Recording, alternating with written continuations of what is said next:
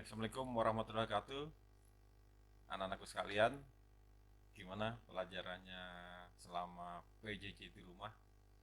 Menyenangkan bukan? Oke, semoga tetap menyenangkan. Pada kesempatan kali ini, Bapak akan kembali menjelaskan mengenai yaitu konsep daripada momen gaya dan momen inersia. Oke, tapi sebelumnya jangan lupa like dan subscribe di channel Bapak ini. Belajar bersama Pak Guru. Oke, jadi pada kesempatan ini Bapak akan mereview pelajaran yaitu mengenai momen gaya dan momen inersia. Jadi kalau kita lihat momen gaya ini adalah gaya yang menyebabkan benda ini berputar ya. Jadi kalau dia suatu benda diberikan gaya, kemudian benda tersebut mengalami perputaran atau rotasi, maka dikatakan dia memiliki momen gaya. Kalau dia tidak berotasi, maka dia tidak memiliki momen gaya atau momen gayanya nol, seperti pada gambaran berikut. Jadi di sini ada gaya yang diberikan ke suatu benda, jadi nilainya searah pada gambar yang ada itu.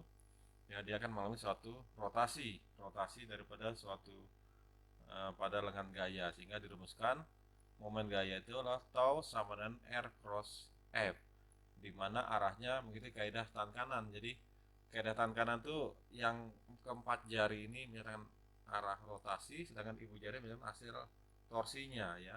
Jadi sesuai dengan aturannya yang kemarin sudah Bapak jelaskan, bahwa dia searah jarum jam dia bernilai negatif, yang berlawan arah jarum jam dia bernilai positif.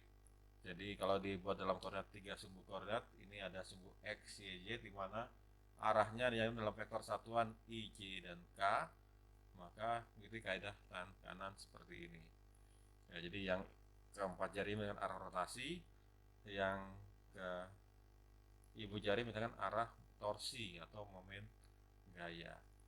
Oke, jadi anak-anakku sekalian, jadi contohnya Bapak gambarkan misalkan sebuah lengan gaya ya, lengan gaya misalkan suatu batang lurus ya, Bapak gambarkan sebentar. Jadi ini digambarkan suatu batang lurus seperti ini. Nah kemudian katakanlah diberikan gaya dengan bentuk sudut tertentu, katakanlah gayanya ini misalkan sebesar F, misalkan lengan gayanya sebesar F, ini R lengan gayanya sebesar F, dan bentuk sudut theta. Nah, maka langkah pertama ya, ini harus kita uraikan dulu ke dalam ya, misalnya ini ada porosnya di sini. Ini adalah titik poros daripada lengan gayanya. Nah, maka F-nya ini harus diuraikan dulu ke dalam koordinat yang sejajar dengan lengan gaya. Nah, atau ini Bapak tulisan sebagai F cos theta. Sedangkan kita buat yang tegak lurus dengan lengan gaya, atau di sini adalah F sin theta. Nah, maka di sini bisa kita tuliskan kalau benda itu berotasi, maka besarnya yang menyebabkan rotasi adalah yang tegak lurus dengan lengan gaya, atau besarnya tau sama dengan R kali F sin theta.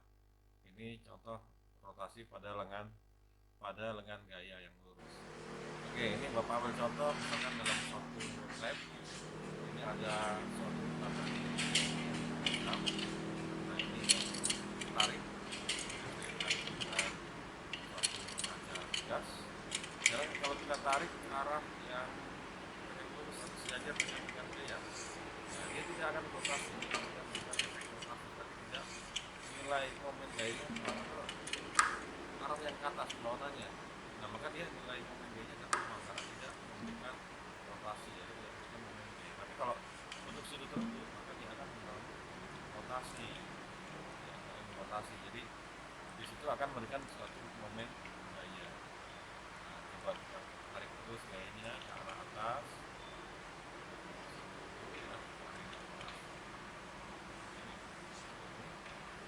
Nah, terus sudutnya Bapak ubah mendekati dengan gaya. Terus tahan, terus sudutnya kita berkecil sampai 1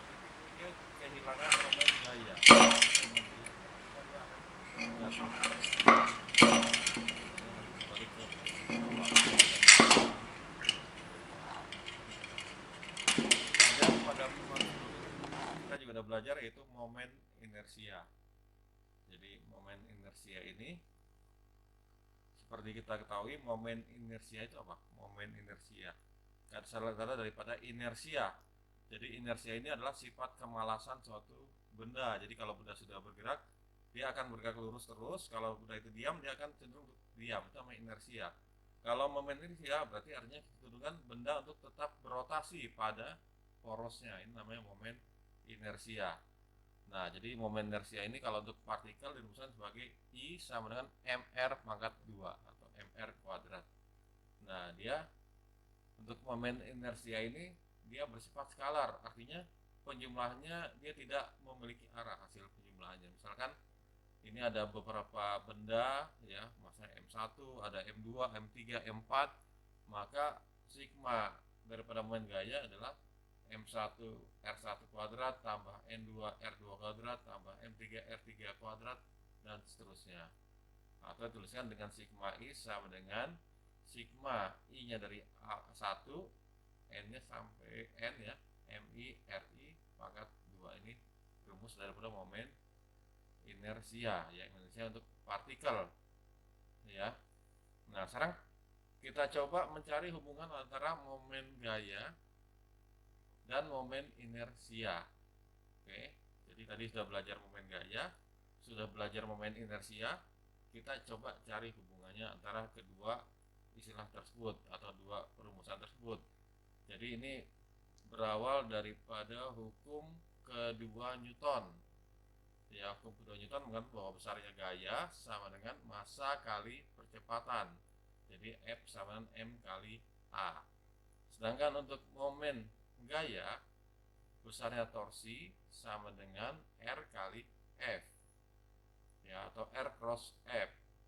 Ya, kita anggap saja tegak lurus sehingga kita sebutkan jadi tau sama R kali F, di mana F-nya adalah M kali A. Ya, jadi tegak lurus ya. Jadi saya tuliskan tegak lurus ya, maka F-nya adalah M kali A. Ya, MA-nya jadi kita coba jabarkan, jadi Bapak coba jabarkan. Jadi pada gerak melingkar ya, saya tuliskan bahwa nilai percepatan ya, percepatan sama dengan alfa kali R. Ya, ini di mana alfa adalah percepatan sudut, L adalah jari-jari rotasi. Nah, kemudian ini Bapak masukkan dalam suatu persamaan sebelumnya, jadi tau sama R kali M kali alfa kali R. Jadi digabungkan MR kuadrat kali alfa. Nah, ketemu satu persamaan bahwa tau sama I alfa. Nah, ini persamaan ini dia berlaku secara umum. Jadi walaupun dia berupa partikel atau benda tegar, ini tetap berlaku persamaan ini untuk momen gaya. Nah, ini contoh beberapa momen inersia untuk benda tegar ya. Sini ada batang lurus panjang, nilainya adalah setengah ml kuadrat dan seterusnya. Nah, ini ada silinder ya, ada kesalahan gambar. Ini Bapak perbaiki dulu, ini gambarnya silinder pejal. Nah, momen inersianya lah I sama dengan setengah mr kuadrat dan seterusnya ya. Ini ada contoh beberapa momen inersia. Contoh misalkan ditanya, kita coba cari besarnya momen gaya untuk silinder pejal. Nah, itu I-nya adalah setengah mr kuadrat, alfanya A per R, maka ini coret-coret dapat taunya adalah setengah mRA. Coba kita cari lagi untuk bola pejal. Coba cari apa itu untuk bola pejal. Nah, bola pejalnya itu adalah taunya sama dengan I alfa. I-nya adalah bola pejal adalah 2/5 mr kuadrat. Nah, A-nya A per R, alfanya ini coret-coret didapat sama 2/5 mR. Nah, nanti ini saya Bapak berikan contoh aplikasi ke dalam beberapa soal. Ya, ini contohnya yang tadi Bapak coba. Ini contoh momen inersia. Ini ada silinder. Nah, itu cenderung kita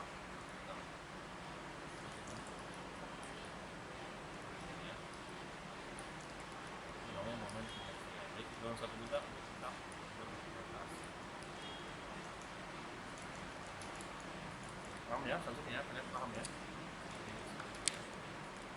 Oke, sekarang Bapak berikan beberapa contoh soal yang kita sangat pelajari. Nah, ini ada suatu gambar, ada benda A, benda B, terus dibuka dan katrol, massa benda A 2 kilo, 7 kilo, benda B 7 kilo, dan katrolnya adalah 1 kilo ya. Langkah pertama kita buat adalah lengan apa besar tegangan talinya T1, ini ada T, misalnya T2,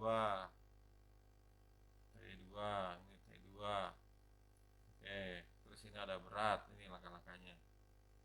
Oke. Nah, ini ada karena dia ada beban, maka dia akan bergerak ke arah turun ya, turun dengan benda yang A dia ke arah kanan. Jadi ada dua gerakan. Ada gerak translasi, ada gerak rotasi. Nah, kita coba bahas yaitu pertama gerak rotasi. Nah, gerak rotasi terjadi pada katrol. Jadi di sini Bapak gambarkan ya, di sini ada nggak pas gambarnya miring nih. Jadi penggunaan P-nya kurang ahli. T1, T2, sini ada R, ada R. Nah, itu mengalami rotasi seperti itu. Jadi sesuai dengan perjanjian arah ya. Jadi rumusnya sigma tau sin I alfa.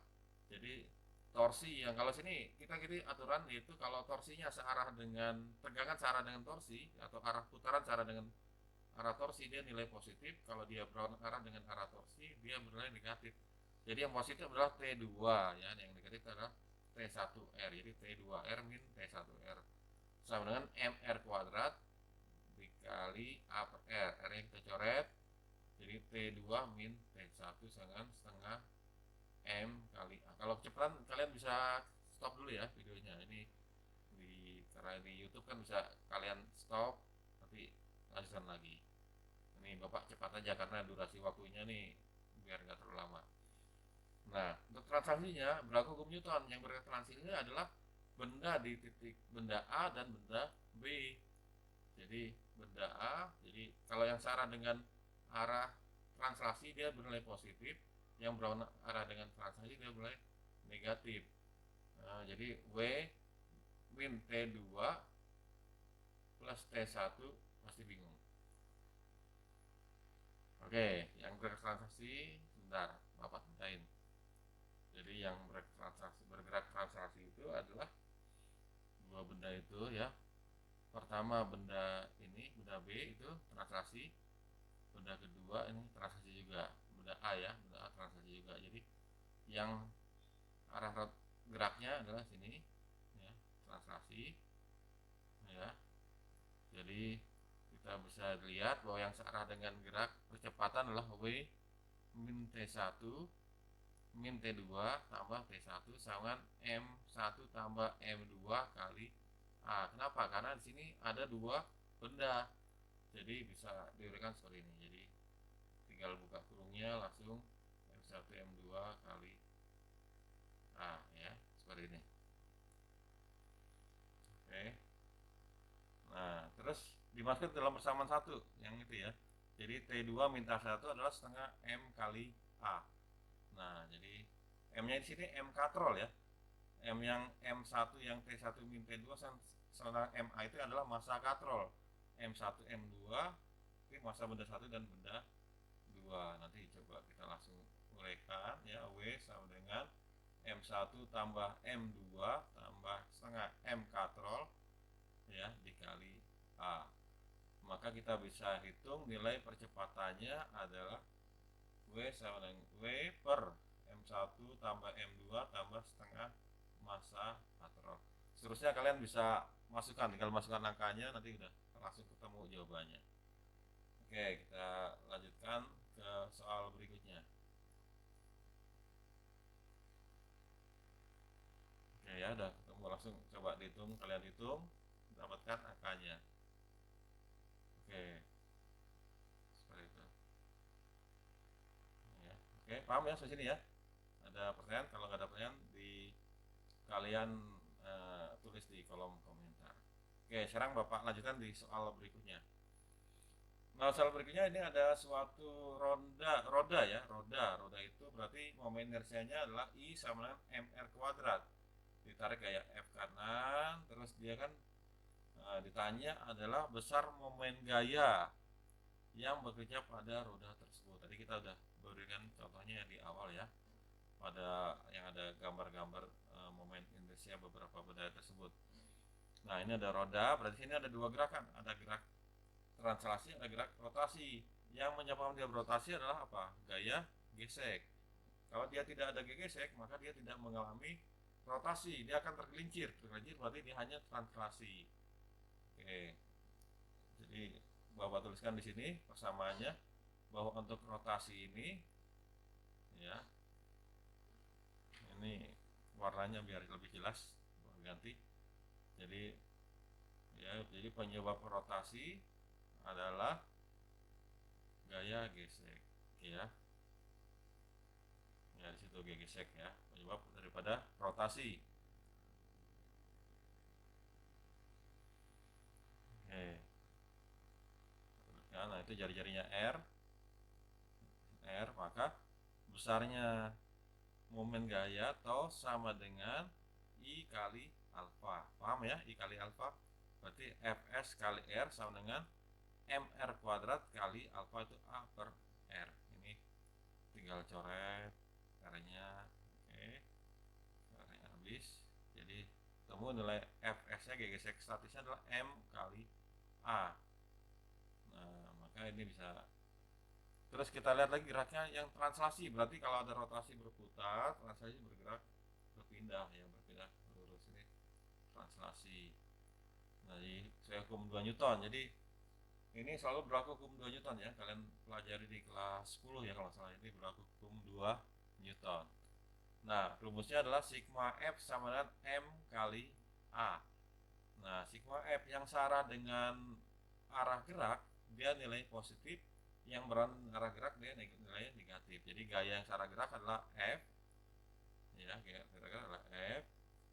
Yang melawan gerak adalah gaya gesek statis sama dengan M kali A. Jadi bedanya 1, berarti hanya M aja. 2 min Fs-nya M kali A sama M kali A. Jadi F-nya kan 2 Newton sedih ya. Terus 2 MA. Nah, tinggal masukkan angkanya.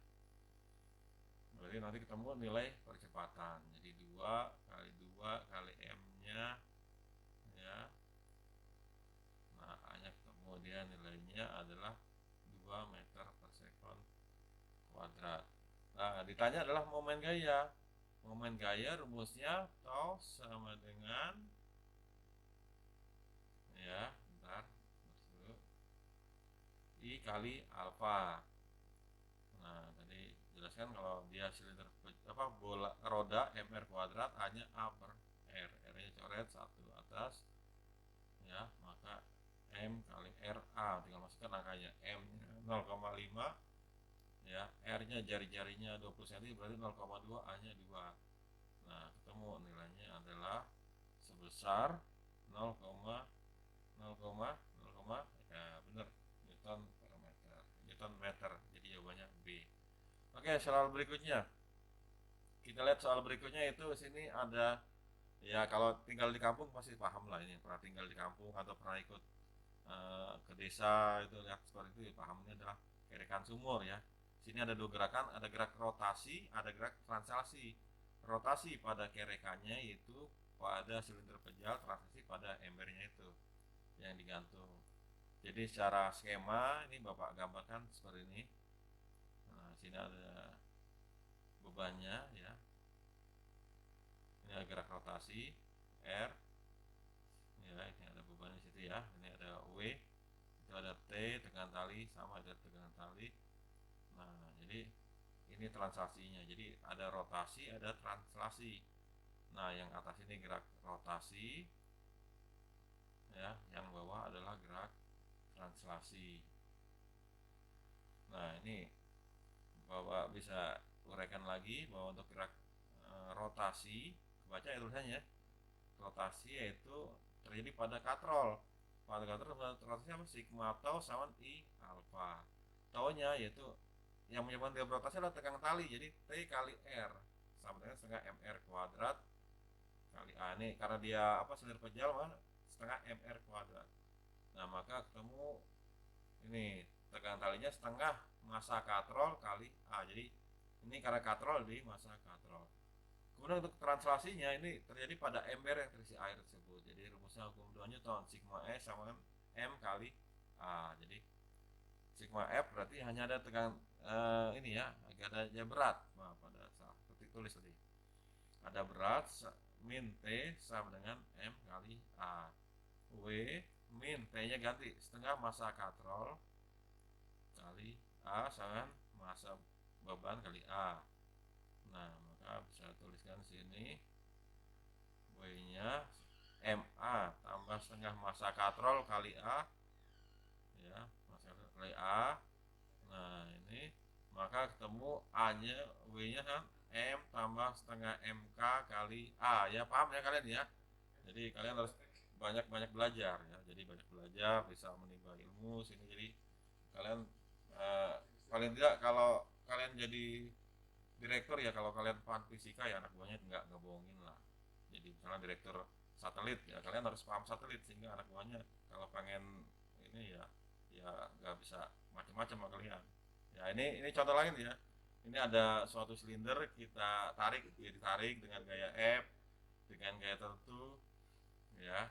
Nah, maka dia akan bergerak rotasi seperti itu ya, ada rotasi ada transaksi ya. Ini sama seperti soal sebelumnya. Nah, ini diuraikan ya. Ya, ini Bapak uraikan, sini ada gesek ya. Gimana, paham ya? Ini Bapak nggak jelasin lagi di sini karena pasti kalian sudah paham. Ini hanya mengulang biar kalian lebih memahami ya. Oke. Jadi ini penjelasannya. Jadi F ya diganti geseknya. Oke. Nah, ketemu A-nya adalah 2/3 kali F ya. Oke, paham ya? Oke, sampai sini semoga kalian paham, dan nanti diulang-ulang lagi karena ini ya agak sedikit rumit ya, perlu pemahaman khusus untuk materi ini. Yang intinya adalah hukum 2 Newton, momen gaya, terus nah ini harus dicoba ulang. Jadi ada gerak translasi, gerak rotasi. Nah, ini ada beberapa persamaan. Oke ya. Sampai jumpa lagi pada video kita berikutnya. Terima kasih. Assalamualaikum warahmatullahi wabarakatuh.